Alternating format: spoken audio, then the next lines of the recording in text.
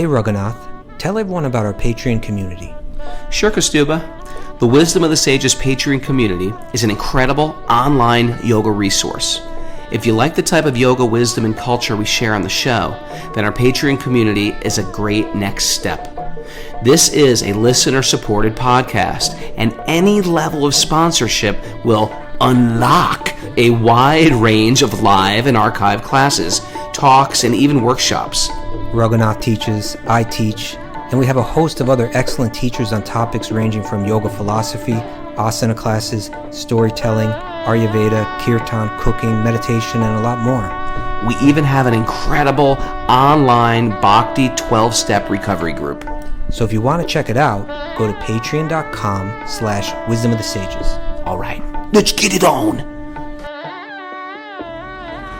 Om Namo Bhagavate Vasudevaya.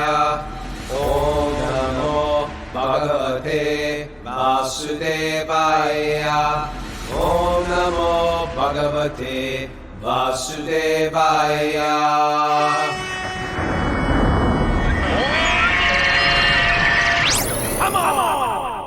Live from the Bhakti Center in New York City, this is Kaustubha. This is Wisdom of the Sages, a daily yoga podcast with your host, Raghunath, and co-host and senior educator at the Bhakti Center in New York, Kaustubha. Welcome to the show. Welcome to Tuesday. It's sign up for our mailing list Tuesday. If you haven't done it, do it. It gives you all the information. The Sage page. The Sage page came out yesterday, Volume 2. Volume 2. Immediately get entered to our arranged marriage list. You're going to get arranged marriage before you even know it. And today's a special day, Kaustubha. Cheyenne Ekadasi. You know, Ekadasi is a extra special day. We're going to focus on the positive.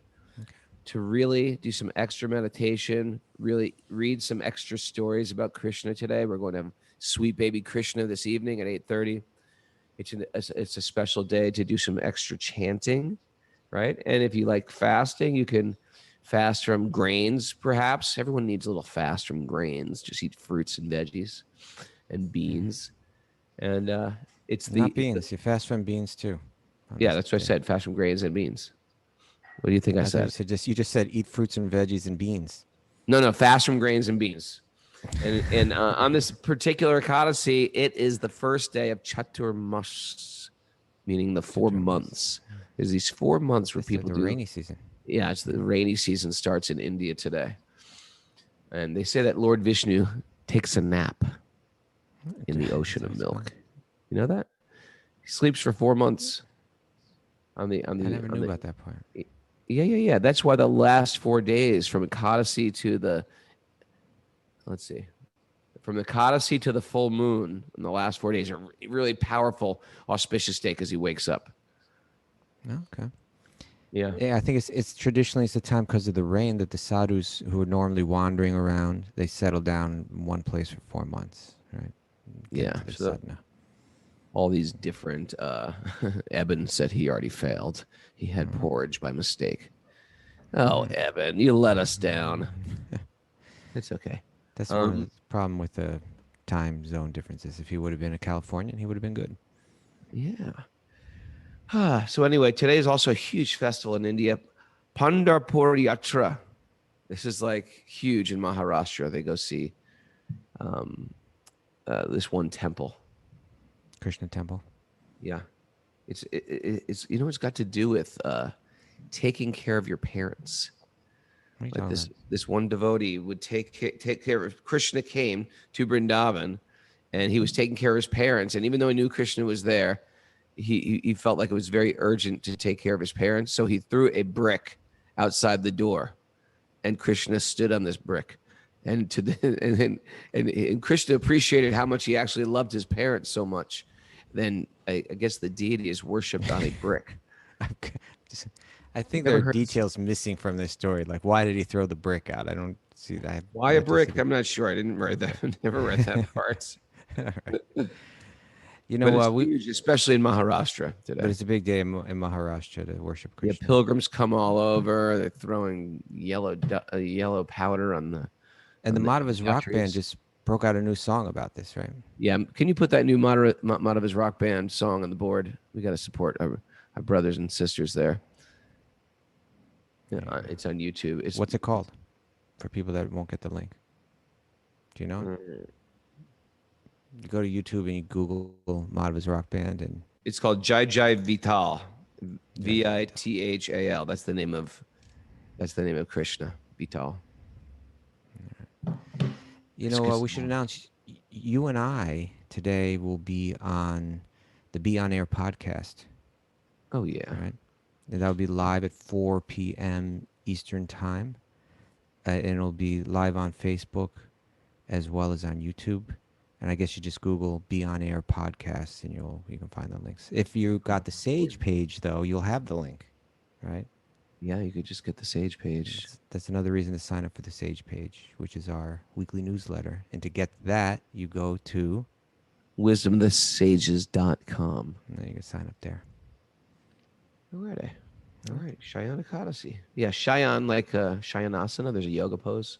Shayanasana. It means like, I think it means Shayan means like the sleep. All right. Ready?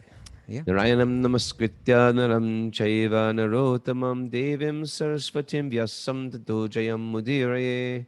Before reciting the Srimad Bhagavatam, which is our very means of conquest, one should offer respectful obeisances to the Supreme Lord Narayan. Unto Narayan Rishi, the supermost human being, unto Mother Saraswati, the goddess of learning, and to Srila Vyasadeva, the author. Nasta prayeshva badreshu nityam bhagavat sevaya bhagavati uttama shloke bhaktir bhavati naishtaki. By regular attendance in classes in the Bhagavatam and by rendering service to the pure devotee, all that is troublesome to the heart will become eradicated, and loving service to the Supreme Lord, who is praised with transcendental songs, will be established as an irrevocable fact. Om Jnana Timurandasya Jnananjana Shalakaya Chaksurunmandatam Yena Tasmai Shri Gurave Namaha. I was born in the darkness of ignorance. My teachers are opening my eyes with the torchlight of knowledge. I offer my obeisances at their lotus feet. Yeah, and I just want to thank Kaustubha and Gita, his wife. They invited me and Bhakti Justin over last night for incredible prashad. That was wonderful to have They you over. cooked this incredible meal for us. We went for a nice little japa walk afterwards, and then we did Sweet Baby Krishna from his house yesterday. That was wonderful. Thank you for coming over. And thank you, Justin, too. How was your ride home last night? Oh, it was wonderful. Isn't it nice? Rode my Riding a bike bicycle through back the to the city? Bhakti Center. It's great. In the evening, you got the cool breezes. All these nice bike paths. Yeah, nice bike paths. You see, I told you about the bike paths, right? They're like all kind of safe and everything, right? Yeah.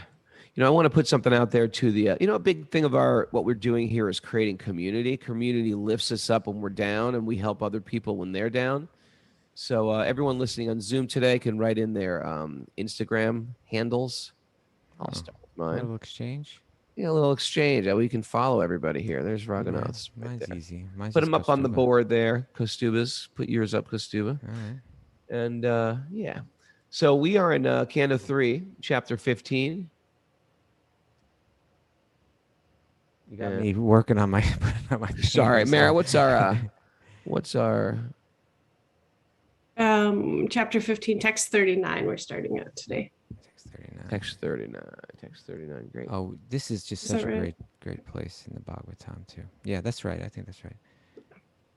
Everyone's going crazy with their name on it. It was a good idea, wasn't it? I guess. I mean, we'll see. Everyone follows each Here, I'll put it other. up there. We've got all new friends, Yeah. all spiritual friends. Okay. So let me pull this up here. So the four Kumars, the four boy sages, although they're old, they're in the bodies of little boys, so they look like little boys. And they got something. I'm the opposite. I've got like a consciousness of a little child, but I'm in an older body.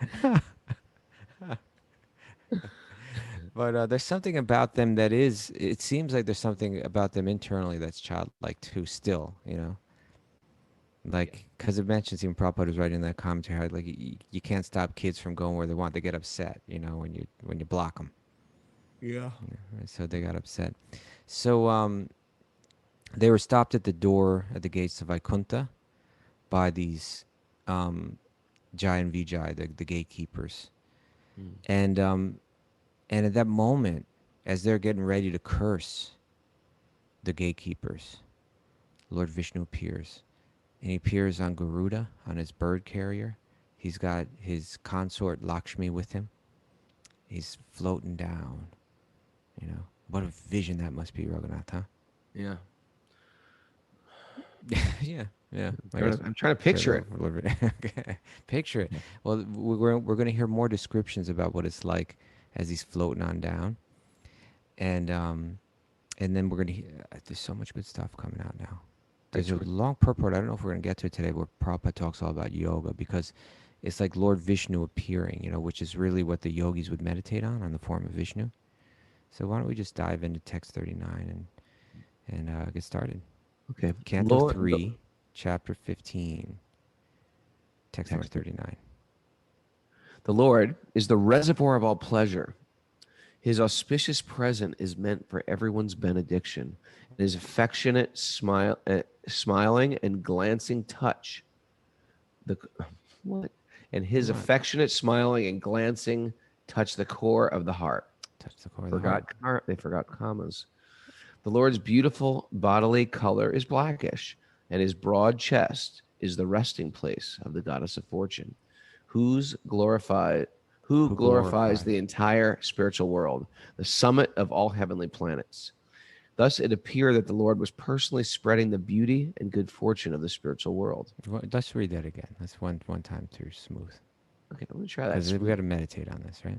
The Lord is the reservoir of all pleasure. His auspicious presence is meant for everyone's benediction, and his affectionate smiling and glancing touch the core of the heart.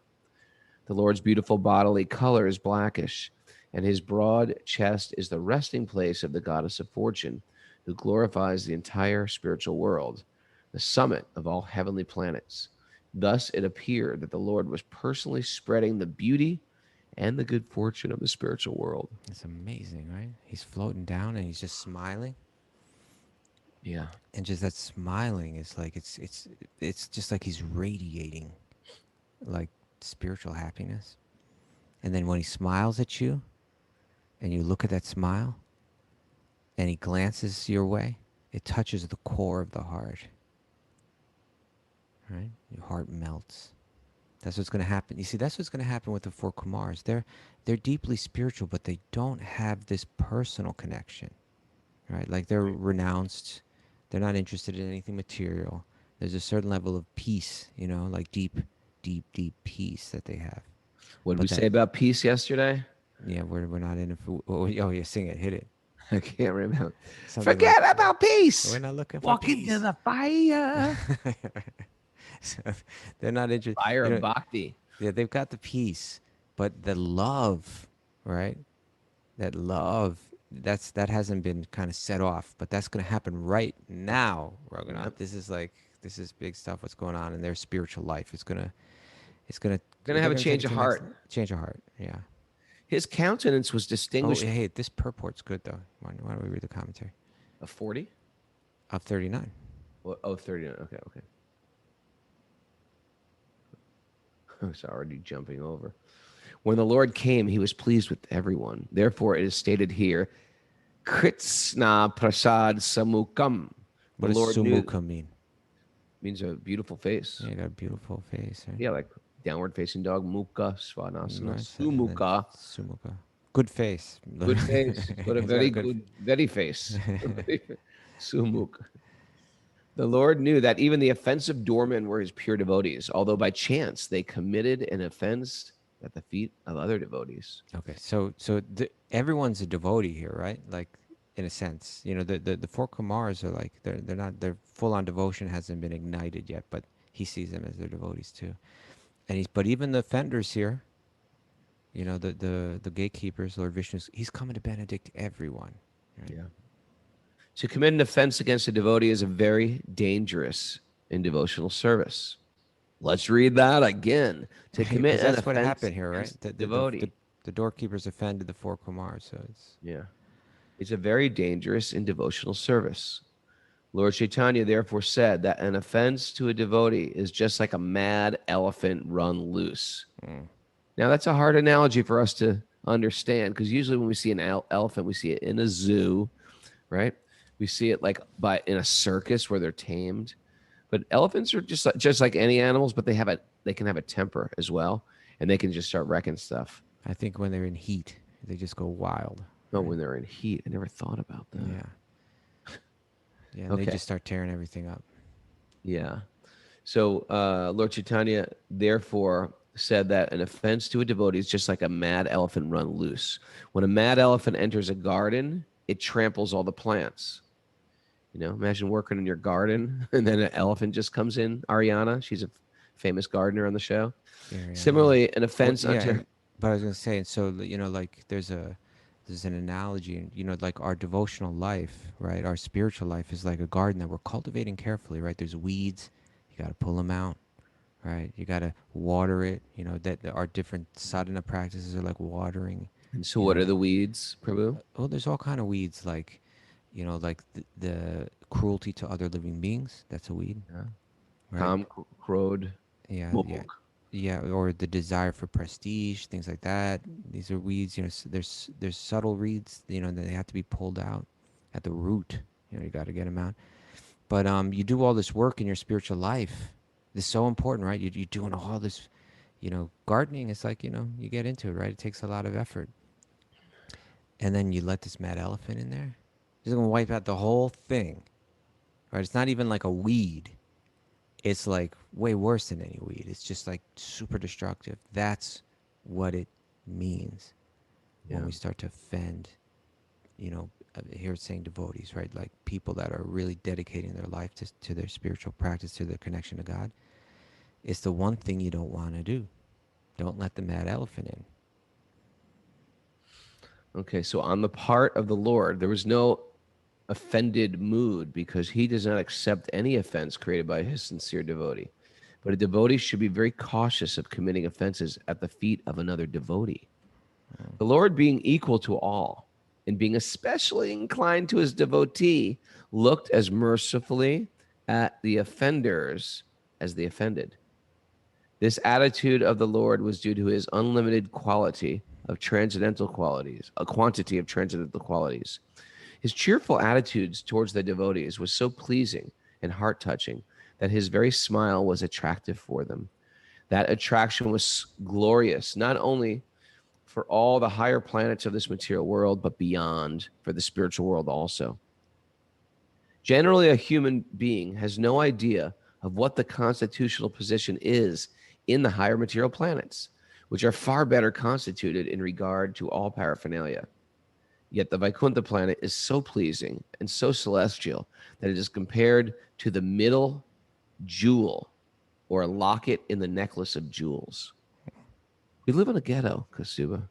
We live on the ghetto planet. Yeah, everything's rotting away all the time. It rots. You smell. Riding that bike. I got home from riding my bike yesterday. I was like, I smell. This wouldn't be happening on better planets. I blame the planet for it. Smell good. Another planet. Keep reading or just stop there? You can keep reading.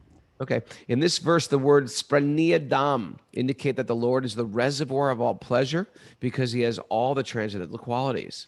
Although only some of these are aspired for by persons who hanker after the pleasure of merging in the impersonal Brahman, there are other aspirants who want to associate with the Lord personally as his servants.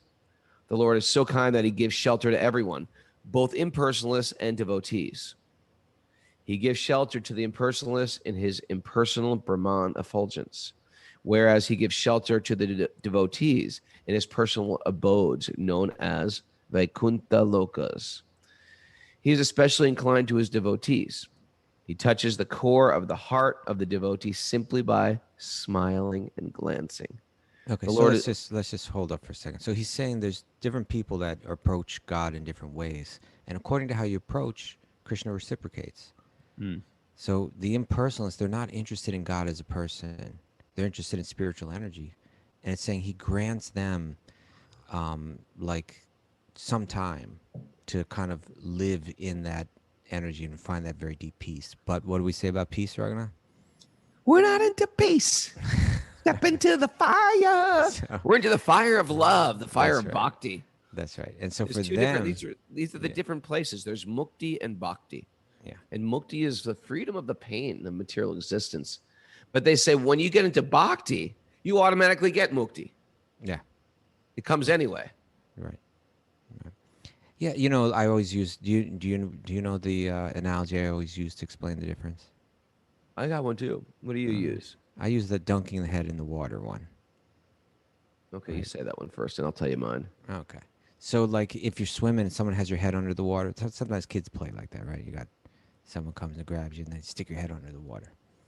But when your head's under the water, you're suffering, right? Your mind is full of anxiety. It's really nothing but anxiety, right?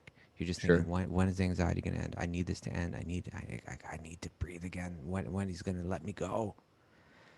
And then when they let you go, and then you come up out of the water, you breathe. And that breath, it's like such a relief that all the anxiety immediately dissipates. Yeah. And when you lose all that anxiety, it's like, oh, this is bliss, right? But actually, that's just a neutral state, right? It's actually just neutral. We're breathing right now. It's no big deal. It's only in comparison to the intense anxiety does it feel like bliss. But then there's so much more in the world beyond, just breathing, right? Yeah. And so some spiritualists, their ideas, they see this world as a place of suffering. They recognize that's clear. That's jnana. That's knowledge. They're recognizing right there. I'm no longer going to be bewildered by it. I'm no longer going to be a sucker for this material world, thinking I'm going to find happiness in this material thing or that external thing. I get sucker. It. Yeah, See, society sucker. People don't even say that anymore. You sucker. It's like an old man's word. We're old men, Kaustubha. No one calls each other a sucker anymore. A sucker. Sucker is a person that gets cheated, right? A person that gets tricked. Someone that you can trick, right? Yeah. So I'm not going to be a sucker anymore. I get it. That's what like the spiritual is saying. I'm not going to fall for the material world anymore. I see that it brings suffering. As much as it brings happiness, it brings suffering. The two come together. It's just like someone gives you a coin, right? Yeah. And it's like, and one side of the coin is like, oh yeah, I want that. And you grab firmly onto it. But the other side of the coin comes with it. The more you're grabbing onto the pleasure, the more you're grabbing onto the pain, right? So the spiritualist says, I'm going to let go of this coin. I don't need it to be happy. Right? And so then the one level of spiritualist, the impersonalist, that's not interested in a personal relationship, they would find that peace in the impersonal Brahman, at least for some amount of time. It may be a very, very, very long time. And so Krishna reciprocates with their desire for peace and their detachment by granting them that experience. But he's also reciprocating with the devotees by taking them into his personal realm. So my example is the dunking of the head. It feels like bliss, yeah, but it's actually just neutral. There's the Vaikuntha. So-called pleasure is just a cessation of pain. Oh, Shelter, circa 1991. Okay. Now, what's your analogy about it? Oh, mine is in Mukti, we want to escape the pain of the material world. Okay. We want to go inside and find some peace, get some shanti. But and I use an example of some people working in Krishna consciousness or working in a mood of bhakti. I use the analogy like a Mother Teresa. Mother Teresa doesn't care if she's like in the ghettos of Calcutta. Mm-hmm. She wants to do her service. And sometimes, some first world country will say, hey, we got a big... we want to give you an award. We want to give you an award and some money. And, she's not worried about, am I flying first class? Am I going to stay in a penthouse? What's the hotel like where I'm staying? She might even get put on a private jet or fly first class or stay in a penthouse hotel. But what she really wants is that check to bring it back to the leper colony or whatever she's dealing with in Calcutta. And she'll take... she'll fly coach in the center seat, or she'll and stay in someone's apartment, sleep on a bed, or she'll stay. She doesn't care. Whatever happens. Yeah. It's the service that counts. Right. So once you've accepted, I'm here to serve. Sometimes Krishna gives you incredible facility, and sometimes you're like sleeping on the floor, and sometimes you're sleeping sometimes you're in a gorgeous place, and sometimes. You're in a very humble place where it's tough out. Both you and I, we've served in like incredible backdrops and then it's strange circumstances as well. But once you say, you know what, Krishna, today I'm yours. Krishna, I'm yours today. What would you like from me today? Oh, well, this is what I got. See, once you say, Krishna, I'm yours today, you're liberated. Right. because you don't care what you're going to get. You are fully Krishna's, and you've accepted whatever you're getting is God's gift to you. That's why bhakti completely is. You're already liberated in bhakti. You don't have to even work for it because you accept that my life is for Krishna's. Well, what is that verse? We should maybe America Google this, but it says that mukti waits with folded palms at the doorstep of the devotee. Right? It's like I didn't focus on trying to become free from suffering. I focused on serving, but then mukti, relief from suffering, just comes and stands there like I'm here to serve you. Right? You didn't Right. have to pursue it. It just came to your door, stood there with folded hands, and said, I'm here. I'm here to give you relief of all suffering. You know? You know, It's an sometimes interesting way sometimes to see it, right? parents want to get away from the kids. The kids are driving me crazy. Got to get away from the kids, and they get away from the kids for like a little bit, and then they're like, "I miss the kids. I miss the kids." They go right back to that. Actually, when you just focused on serving and taking care of the kids, you don't even care about what you're getting in return. Sometimes you make this big meal, the kids are all happy, and you become happy from seeing the kids happy. This is the idea of bhakti. You're We just already got to free. learn that, right? We got to have some faith in that. Yeah, it really Just works. have some faith that just by serving, right? That my happiness lies in that. It's counterintuitive for us, but we see it, and I always say this too. I say that like most people, if they're somewhat sensitive or thoughtful people, they'll realize that the most meaningful time in their life was when they were serving others the most. Right? You go through your whole life and you look, you look back at it, and there are times when you're, doing this or that for yourself, but really what's meaningful is when you're serving others. That's when your life was most rich, where you felt the most meaning in your life, where you ultimately felt the happiest. Man, Chapu's all over this. Check this out. Let's check Watch this out, out. Mara. Move over, Mara. Oh, she's got the verse. Chapu's got the verse. Okay. Bilva Mangala. Oh, It's got nothing to do with Chapu wanting your job, Mara. This is just she's just serving. That's all. she's just a servant. In the words of Bipul Mangala Thakur, Mukti Svayam Mukulitanjali Sevati Smat. Mukti yourself. I guess Mukti is a Like feminine. the goddess, like its Goddess. personified form, right? Mukti herself is standing with folded hands, waiting to serve the devotee. That's from the Krishna. Krishna Karnamrita. Krishna Karnamrita. Right. So the devotees, they're not even pursuing. That's not their focus. I want freedom from suffering. Right. That's not the focus, but that just comes automatically when one serves. Right. Yeah. And and it comes on the deepest level. All right, I like that, Roga. There's a lot to like digest for me there today. Well, it goes on here because what Srila Prabhupada says is he's saying Krishna's reciprocating with both, and if you've managed to like say I don't want to be a sucker anymore and I don't want to pursue external things for happiness, I get that that's,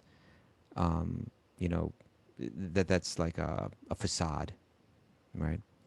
Then he's going to reciprocate with that, and he's going to grant you for some time that feeling of deep, deep, deep peace of the impersonal Brahman. But he has, you see, just like it said, when he smiled, it touches the core of the heart. When the devotee says, "I just want to serve you," it touches his heart, and that's a whole that you enter into a whole different realm now. So this is what he was saying. He said, "The Lord is so kind that He gives shelter to everyone, both impersonalists and devotees. He gives shelter to the impersonalists in His impersonal Brahman effulgence, whereas He gives shelter to the devotees in His personal abodes, known as the Vaikuntha Lokas." And then, but this point, this next phrase is like, you could just read right past it, but it's like, there's a lot of meaning in it. It says He is especially inclined to His devotee. Right? When Krishna speaks, like, he'll talk about impersonalists, he'll talk about yogis, he'll talk about meditators, but when he talks about devotees, he always says, like mad bhakta, my devotee. He's got like a personal investment, a deeper connection. So he says he's especially inclined to his devotee. He touches the core of the heart of the devotee simply by smiling and glancing over him. Right? He can just smile at you, and then that love it's communicated to your heart melts, right? And you feel the deepest bliss, something way beyond peace, right? something way beyond peace. All right, you want to do the next verse? Okay. Let's get over here. 40. He was adorned with a girdle. A girdle. But not like those girls. I don't think they have like girdles like For you men know- anymore. They don't make girdles No, for I mean do they? girdles for women. Dr. like- Justin, do they wear girdles for men? No, He I said mean they didn't yes. even have. I'm talking about girls. Like when we were growing up, like women wore girdle. these What was things a called girdle? girdles, right? It's like these like things under a dress. Yeah, but now they have like Spanx and things like that. I think they call Oh it. yeah. Right? But I looked it up because like I was trying to say, what is Is it like a belt, a girdle? it's Like anything? Yeah, like around the waist. It can be a belt. Some decoration around the waist is like a girdle. Mary, you wear a girdle? She's like, no. What kind of personal Spanx." question is that? I don't know. I didn't mean it like that. I just don't know enough about women clothing. But Krishna wore something around his waist. So Prabhupada, Prabhupada's again, you can see he's raised in that kind of old use of English, right? So like we would never use that term probably. We'd say belt or something like that, but he's saying girdle. Okay. He was adorned with a girdle that shone brightly on the yellow cloth, covering his large hips. And he wore a garland of fresh flowers, which was distinguished by hummingbees. His lovely wrists were graced with bracelets, and he rested one of his hands on the shoulder of Garuda, his carrier, and twirled a lotus with the other hand. Just like a kid would twirl a little dandelion. He's twirling a lotus. He's got just like life is just easy for him, right? He's floating down on a big, beautiful bird. An eagle, majestic. A majestic Garuda, and he's got one hand on the shoulder of the bird, and his other hand, he's got a lotus flower, beautiful, fragrant lotus flower, and he's got that stem in his fingers, and he's just twirling it around. Yeah, not like me driving a car with two hands on the wheel, like just like gently flying this bird. And you can imagine that the four Kumars are upset, right? Oh yeah. Why don't you let us in? The Jai and Vijay, they're fearful. Oh my God, what's going to happen to us now? Lord Vishnu comes in, he's just like, It's all good. he's just twirling his flower, floating on in, benedicting, A great picture you put in the stage page. Stage page, yeah. Another good reason to get the stage page. Yeah, I put a painting, and that's one of my favorite paintings, and that's really what we're about to read about, is like how the four Kumars respond when they see Lord Vishnu, and their fascination not just in the impersonal peace of the Brahman, but in the personal form of the Lord, the fascination that they find in it, the love that they feel, the love that gets ignited in their heart upon seeing the form of the Lord, is a really important part of this whole Leela that we're hearing about. Okay, so But right now, he's just floating down still. Text 41. His countenance was distinguished by cheeks that enhanced the beauty of his alligator-shaped pendants. So it's not really an alligator. That's the Makara Kundala. That's what they've been translating as alligator for a while, but a Makara is a multiple animal being, a celestial being. A multiple animal being? You mean like Yes. it's a blend of different animals? It's a blend of different animals. Mm-hmm. Sometimes they'll call those shark-shaped earrings. Right. It But says they're not pendants here sharks. too, but I think it means earrings is particularly. Yeah, Kundala, right? So they outshone lightning. So like he's not only beautiful, but like even his jewelry is Sparkling. Like, yeah, when it says outshone lightning, it means like this is like no jewelry we've ever seen before in this world, right? He's like incredibly beautiful, and then the decorations on his body are just like they have a spiritual glow that's just like we can't imagine. To see this beauty would be stunning, just like the most stunning thing. Check this out. His nose was prominent. That's what it says. He had a very beautiful nose, Beautiful nose. like a sesame flower. It says something like that. It didn't say, but it I says. didn't say that here, but I'm saying something. And his head was covered with a gem-studded crown. We know you have a fascination with gem-studded crowns. All 9 posts. A charming necklace hung between his stout arms. He had guns. Very beautiful And his arms. neck was adorned with the gem by the name Mara. Kaustubha. Kaustubha gem. Kaustubha gem. He's our particular gem. Whenever you hear the descriptions of Lord Vishnu, normally that's mentioned. Yeah, we can think of Kaustubha.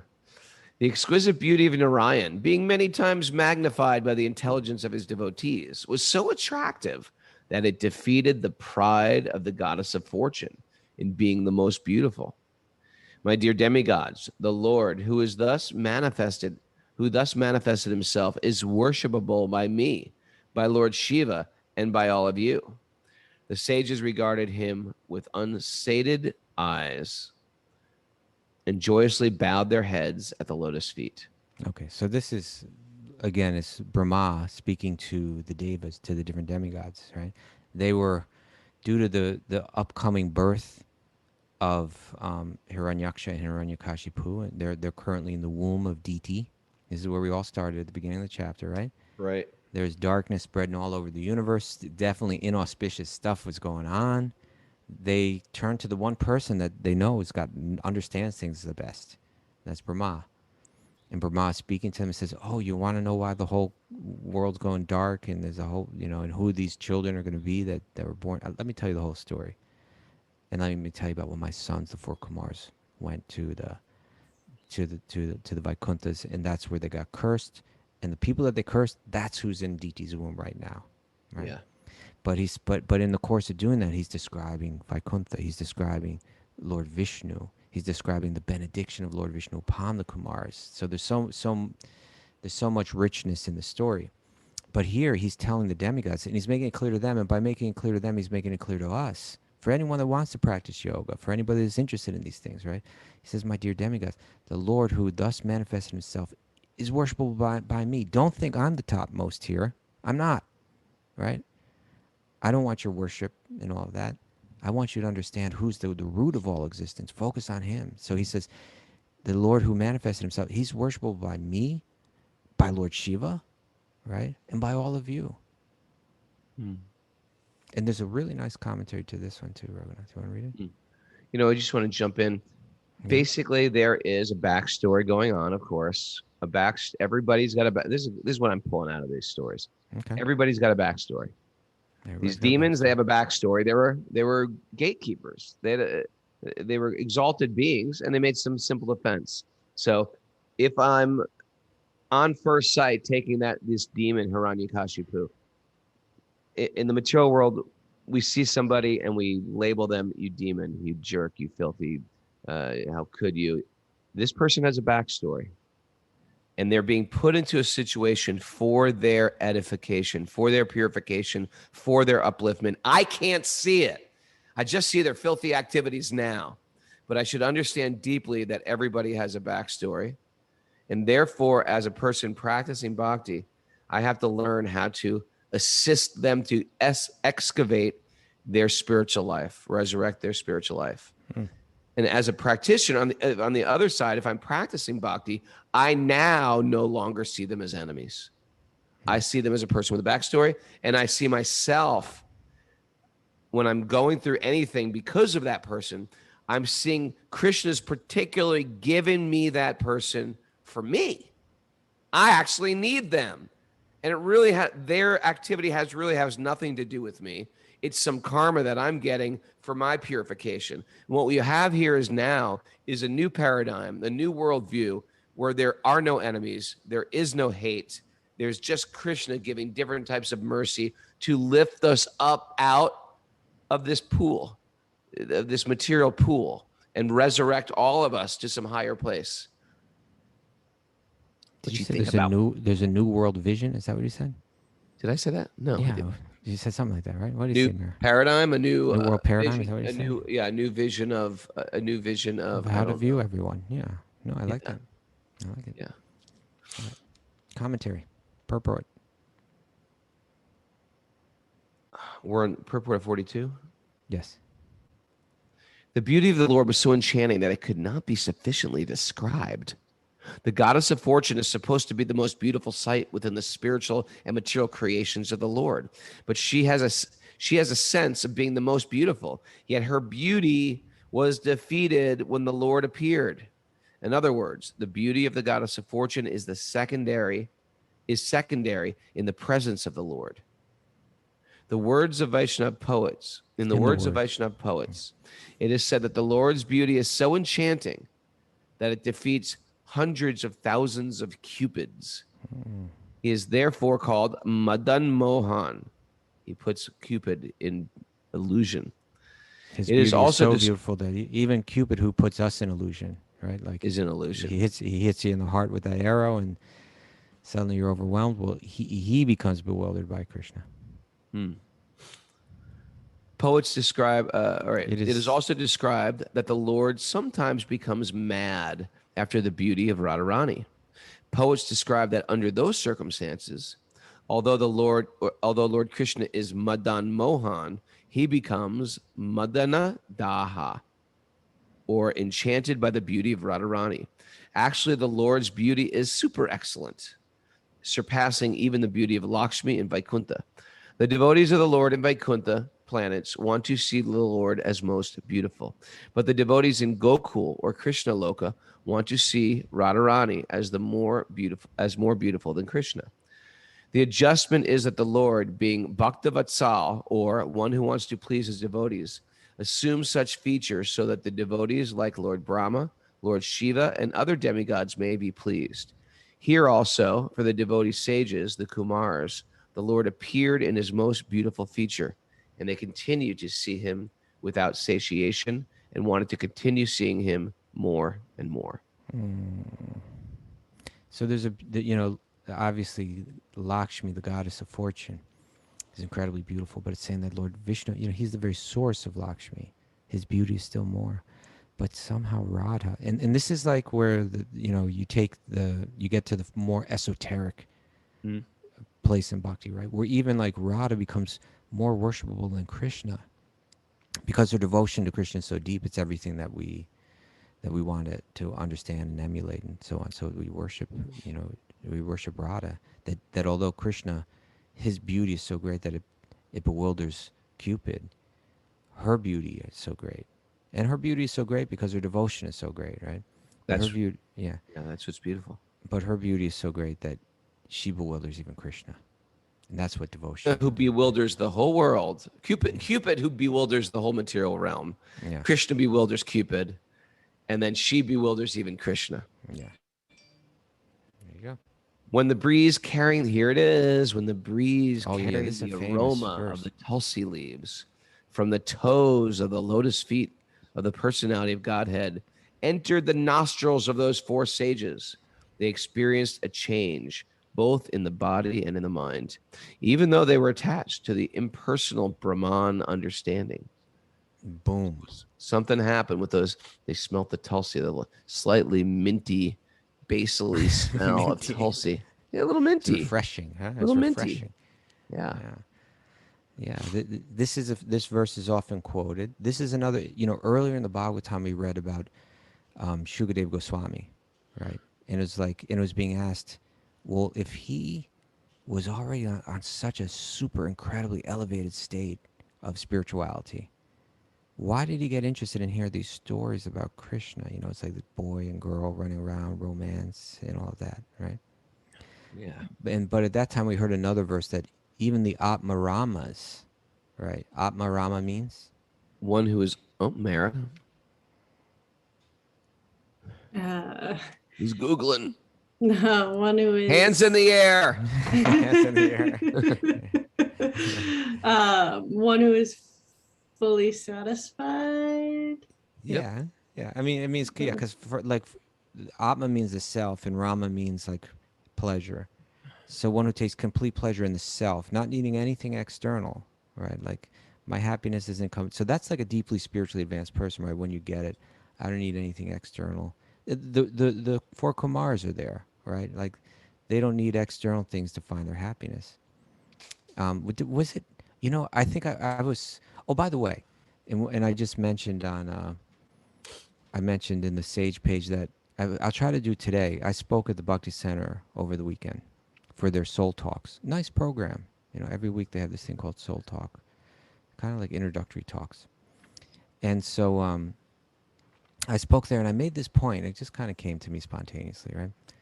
But I was saying, speaking about this idea of, the conviction that I don't need that external things are not necessary for my happiness, right?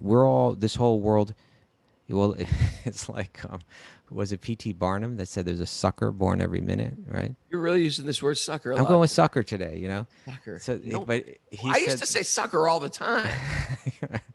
It's like a dead word. No one says sucker. let's bring it back, okay? So Said- he said there's a sucker born every minute, right? And so it's like that. It's like we're all a bunch of suckers, and we become convinced that my happiness will come from something external. So the spiritual conviction, it kind of begins with the idea that I am this spark of spiritual energy that by nature is happy, right? And so then if we think about that, we could say like, if this was the point that I made, because it was like a sunny day right on Saturday. And I said, everybody's got their plan. It was the morning still. So everybody's got their plan what they're going to do today, right? I'm going to go to the park. I'm going to go meet someone. I got a date. I'm going to go out for dinner. I'm going to go to the restaurant. I'm going to go to the beach. I'm going to do whatever my plan is. But what if someone took that away from you, right? Generally say, oh, you had this plan, but you can't do it now. Mm. At that point, generally we feel some kind of pain or, regret or disturbance. There's some discord in the mind, right? Some like this isn't, we're talking about that discordance last week, right? Like suddenly that note is a sour note and your happiness is suddenly, disappeared and it's been replaced by this ill feeling, right? But I said, well, what if they took that away? Could you still be happy? Right? What if for 24 hours we just had to sit in a room with nothing, right? No phone, no television, no computer, no people, right? Even no food, right? Could we be happy? And if the answer is no, well, then we've got work to do, right? Now, the atmarama, it means their happiness is entirely within. They're not dependent on anything external. Sukadev Goswami was like this super atmarama. Everybody recognized it. Everybody could tell. But he took interest in Bhagavatam. So there's that famous verse about the atmaramas, right? That even those people that are atmaramas, they develop a big interest in hearing the pastimes of Krishna. It's not because they're suckers, right? It's not because they're looking for some kind of romantic literature or something like that to satisfy them because they need it for their happiness. It's because it's on another level. It's on the spiritual level. And so now that's that same kind of dynamic is playing out here with the four Kumars, who also are like these very highly exalted spiritual beings. But their personal connection to God hadn't really been fully awakened yet.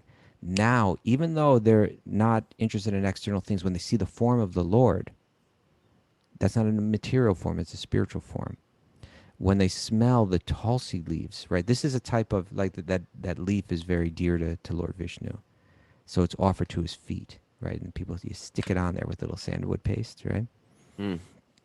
And when they smelled the aroma of that, it was like nothing from the material world, right? It's that plant is just infused with love and devotion. Krishna's wearing it with love and devotion. The aroma, we've already heard his jewelry was like out of this world, right? And the aromas coming from his body were out of this world. And when they smelled it, they realized this is not ordinary. And their hearts melted, right? And so that playing out right here is like a really important thing. You mentioned that I included a painting in the Sage page. Another reason to get the Sage page, right? This painting is one of my favorites. And it has Lord Vishnu standing at the gates of Vaikuntha. It's kind of like a pink skies in the background, right? Mm. And he's kind of like, the four Kumars are just little baby boys. And all four are gathered around him. And they're all taking like fascination in his form. One of them's down at the feet, right? Like crawling on the ground, like staring at his feet with fascination. The others, they're all just looking at him. He's leaning over, he's twirling that lotus, right? And with the fascination and the love that they're starting to feel for him, that now they're going just from their interest in mukti to bhakti. Now they're falling in love, with God, and he's reciprocating with that love. And I like hearing narrations or seeing paintings of moments of awakening, like spiritual awakening. Like there's something about that moment. You know what I'm saying? Rapture. Well, yes, sometimes it's rapture. Like, in the Metropolitan Museum, which I live not so far from, there's one, maybe my favorite painting in that whole museum. It's got a lot of big time paintings in there, right? Yeah.